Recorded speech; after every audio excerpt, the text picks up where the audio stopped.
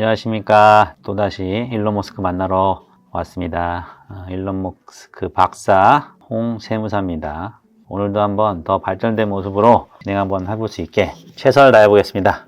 저번 시간에 일론 머스크의 그 게임에 미친 취미, 현재도 게임에 미쳐 있죠. 실제 최근에 한 인터뷰에서도 이런 얘기를 했어요. 트럼프 손녀한테 리그 오브 레전드라는 게임이 있는데 미국에서는 리그라고 부르거든요.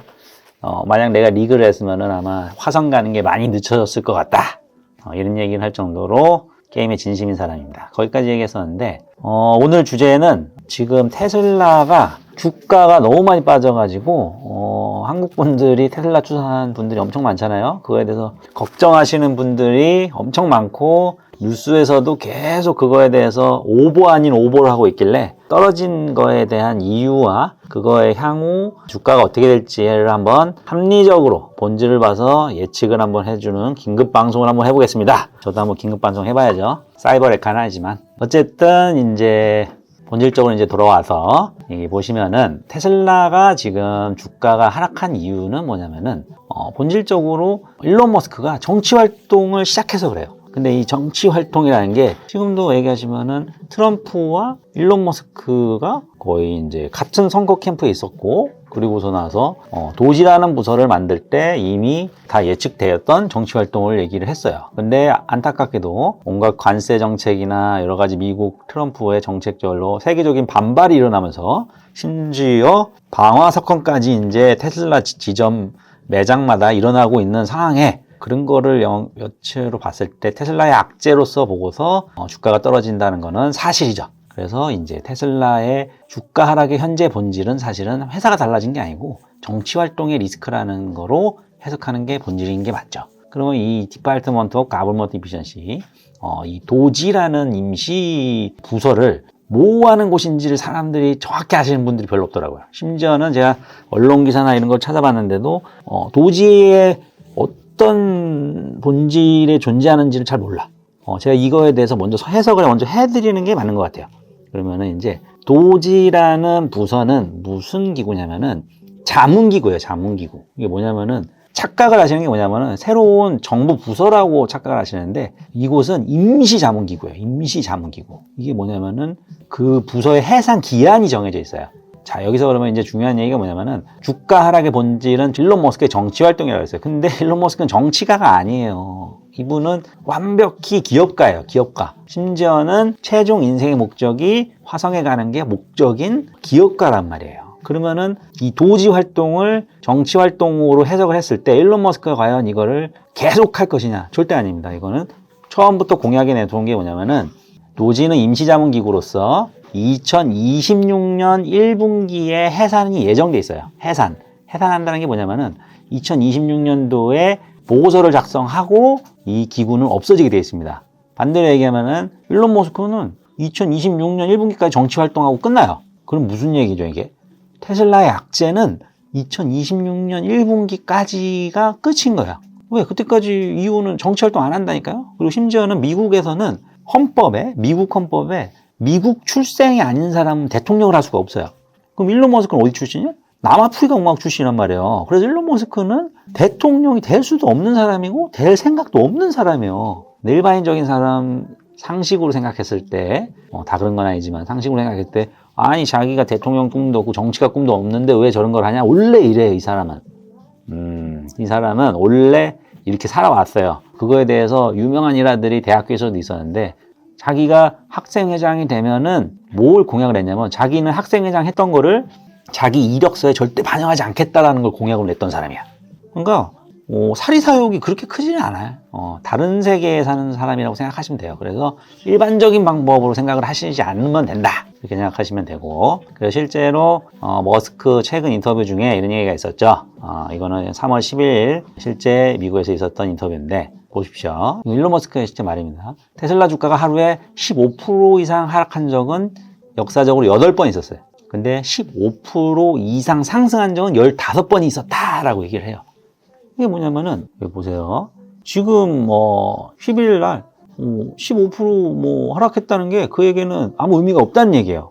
실제로 2020년 9월 8일 날 21% 하락한 적이 있어요. 단 하루 만에. 그래서 사실 장기 투자에 테슬라가 맞잖아요. 미국 주식은 원래 장기 투자하는 거거든요. 절대 일희일비하면 안 됩니다. 일단은 어차피 만약에 테슬라 사신 분들이 있다면은 일론 머스크 믿고 살았으면은 끝까지 믿어보세요. 사실 전 세계 1등 부자고 기네스북에서도 제일 빨리 돈을 버는 사람으로서 등재된 사람인데 이 인류 중에서 일론 머스크보다 운빨 좋은 사람 있을까요? 잘 생각해 보세요. 누구의 운빨이 좋은지, 본인이 운빨이 좋은지 일론 머스크가 운빨이 좋은지. 그러면은 일론 머스크의 운빨이 더 좋다고 생각한다면 일론 머스크를 믿고 장기 투자를 가는 게 맞죠.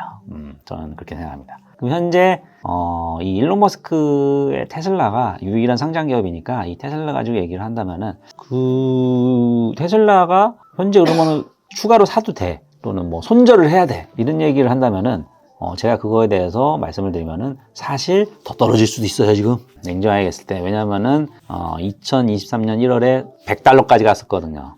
지금 $230잖아요. 근데 더 떨어질 수 있다는 거는 사실이다. 하지만 제 생각에는 아마 $140쯤 갔을 때가 최저점이지 않을까 이런 생각을 합니다. 그러니까 지금 함부로 막 올인해야지 이렇게 들어가면은 땅굴을 보게 될 것이고, 왜냐면 아직 정치활동 많이 남았거든. 앞으로 1년 더 해야 된다니까. 1년을 더 하는 동안에 무조건 떨어질 가능성이 몇 번씩 있겠죠. 급등하고 떨어지고 반복하겠죠. 반대로 얘기하면은 모아갈 수 있는 기회라고 생각하시는 게 맞다. 저는 분명히 140 요때쯤의 가격이 저점이라고 생각을 한다고 말씀드렸습니다. 모든 건 결과와 과정을 입증하겠죠. 어쨌든 이 주가에 대해서는 장기 투자로서 접근하는 게 맞다라는 거를 저는 항상 강조드립니다. 그리고 미국 주식은 원래 장기 투자를 하는 거예요. 워런 버핏이 뭐 바보입니까? 바보라서 장기 투자해요, 미국 주식. 한국 주식은 장기 투자하면 안 돼. 우리는 한국이 아니잖아. 실제로 한국 주식을 워런 버핏이 했다면 그렇게 돈 벌 수 있을까? 라는 얘기를 많이 해요. 절대 벌 수 없었겠지. 미국 주식은 장기, 한국 주식은 단기, 중기. 이렇게 생각하시면 됩니다. 다시 한번 이제 돌아와서 본래 내용으로 이제 일론 머스크가 아버지의 정서적 학대를 계속 받고 자라면서도 자기의 생활을 유지하고 자기의 꿈을 완성하면서 드디어 17살 때쯤에 남아공 탈출 결심합니다. 일론 머스크는 17살 때 남아공 탈출 결심해요. 어떤 거였냐면은 어차피 일론 머스크는 인생이 게임이라는 거를 이때부터 믿었기 때문에 한 40년 정도의 목표의 전략을 만들어 놨어요. 그래서 이제 게임이라는 게 스테이지 1, 스테이지 2 이렇게 깨어나가듯이 이분은 스테이지 50까지 존재하는 이 전략이 있는데, 스테이지 1이 뭐였냐면은 일단 미국으로 가야 된다가 자기의 첫 번째 스테이지 클리어였어. 왜냐면은 남아프리카 공화국에서는 아무것도 할 수 없는 거야. 최악의 국가로서 인종차별만 난무하는 이런 곳에서는 자기는 아무것도 할 수 없다. 그리고 실제 전 세계 기술혁명의 시작은 항상 미국이었다라는 결론에 다다라서 자기는 미국을 가야 된다라는 스테이지 1 전략을 하나 이제 목표를 정하기 시작했죠.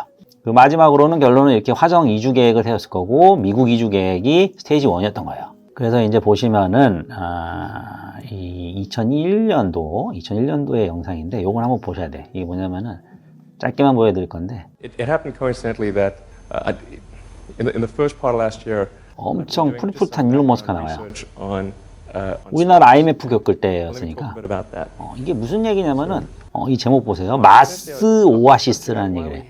이게 뭐냐면은 화성 이주 계획을 이때부터 구체적으로 하기 시작했다니까요. 근데 2001년도에 2001년도면은 지금으로 치면 한 25년 전, 24년 전 이때쯤에 이 영상이 나왔던 건데, 실제로 도명식으로 도시를 건설하면은 화성에 갈 수 있다라는 인터뷰한 내용이에요. 엄청 푸릇푸릇하게 보이죠? 20대 때 찍었던 거예요. 그래서 요게 이제 화성 이주의 시작 계획의 시작이었고, 이때 이미 17살 때 화성 계획은 이미 머릿속에 있었고, 그러니까 미국으로 가야 된다는 거고. 그럼 실제 지금 현재로 봅시다. 화성 탐사의 첫 단추를 꿰다는 평가가 나왔는데요. 2029년까지 화성에 사람을 보내겠다는 일론 머스크의 2029년에 이제 화성 정보 엄청 늙었잖아요. 아까 풋풋했던 얼굴보다 지금. 근데 머릿속에 사상은 일관되다니까요. 일론 머스크가 이끄는 스페이스X의 우주 캡슐 드래건이 멕시코만 해역에 안착합니다. 민간인 우주여행 프로젝트 폴라리스 던이 성공을 거두는 순간입니다. 머스크는 항상 화성에 대한 일관성은 무조건 유지했었다. 이렇게 보시면 돼요. 그래서 1972년 이렇게 보면은 무서운 사람이죠, 일관성. 그러니까 제가 장담하는데 테슬라 주가 떨어졌다고 뭐 한다고 해서 절대 멈출 사람이 아니에요, 정치 활동도. 일론 머스크만큼 일관성 있는 사람이 이 세상에 있을까? 이런 생각이 들 정도로 자기의 신념에 대해서 믿고 사는 사람이라서 이거에 대해서는 확실하게 생각하시면 됩니다. 결론으로 다시 돌아와가지고 이제 미국으로 이주를 해줘야 되잖아요. 근데 미국 이주를 해야 되는데 일론 머스크 인터뷰 중에 이런 얘기가 있어요. 어머니, 아버지에게 미국으로 이민 가는 것을 제안했는데 아버지 일론 머스크는 이런 얘기했어요. 너 혼자 가라.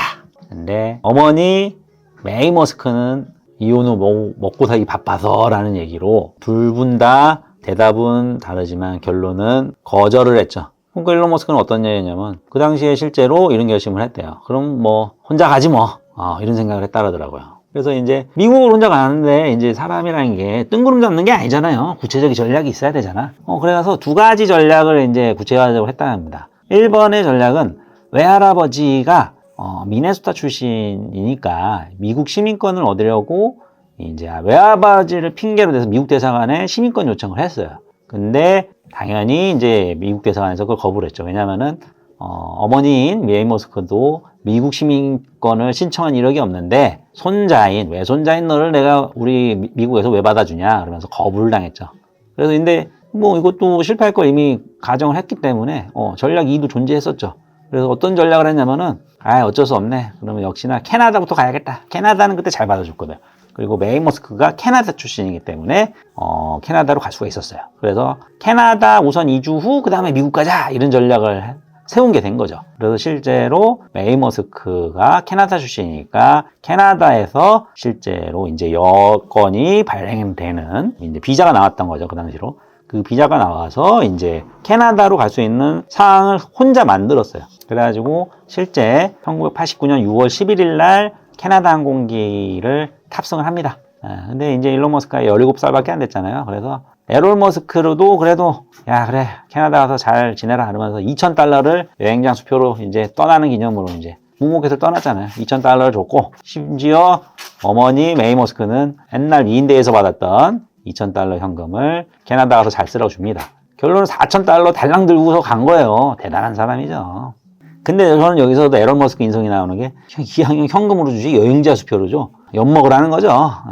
참 나쁜 사람이네 아버지인데. 어쨌든 그래서 미국 이주가 스테이지 1이니까 몬트리올에 도착한 겁니다.